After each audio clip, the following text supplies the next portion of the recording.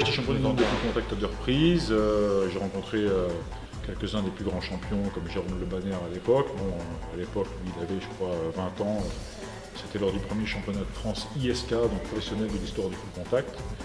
Et j'ai rencontré aussi quelques autres pointures de la boxe, dont un qui est très connu maintenant, qui s'appelle Klitschko en anglaise, que j'ai rencontré à l'époque. Ça, c'est pour les jeunes qui se mettent à la boxe maintenant. Je l'ai rencontré à l'époque, j'avais, je crois, 23-24 ans en championnat d'Europe de full contact.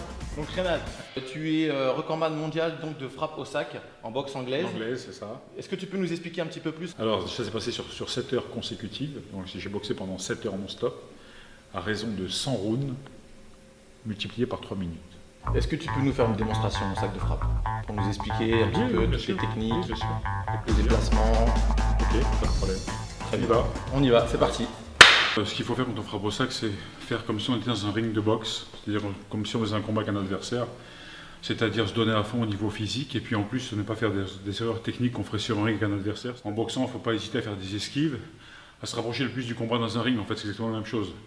Alors il y a deux sortes de travail au sac, il y a le travail en puissance où on va chercher justement à appuyer des coups très forts pour que le sac bouge, donc ça c'est en puissance. Il y a le travail en vitesse où justement on va travailler au sac de façon à ce que le sac ne bouge pas d'un poil.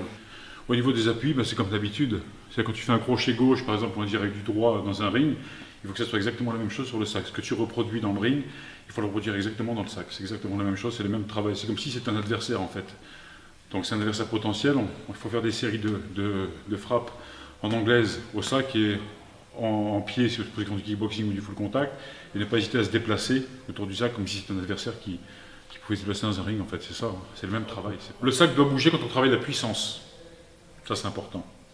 Par exemple, quelqu'un qui a un poids lourd, qui fait plus de 100 kg, lui va plutôt privilégier la vitesse que la puissance. Donc à ce moment-là, pour un poids de cette catégorie-là, on va plutôt travailler la rapidité, c'est-à-dire qu'il ne faut pas que le sac bouge. On va envoyer les directs à vitesse réelle, comme dans un ring, mais sans que le sac bouge. Contrairement à un petit poids de 50 kg, 60 kg, où lui va vraiment mettre toute sa force dans le sac, de façon à ce que le sac bouge, pour qu'il voit à quel niveau est sa puissance au niveau de la frappe dans un ring. Donc là, je travaille les vitesses. Le sac ne bouge pas, ou très très peu. Un direct du gauche et un direct du droit, puissant. Tu vois, c'est pas la même chose. Donc ça, c'est le travail en puissance, qu'on va travailler sur 3 minutes, et le travail en vitesse, qu'on va travailler aussi sur 3 minutes. Il faut savoir qu'un round de boxe pied-point dure 2 minutes, donc on va privilégier le travail sur 3 minutes au sac pour être à l'aise après en combat sur 2 minutes, et ainsi de suite, c'est comme ça que ça se passe.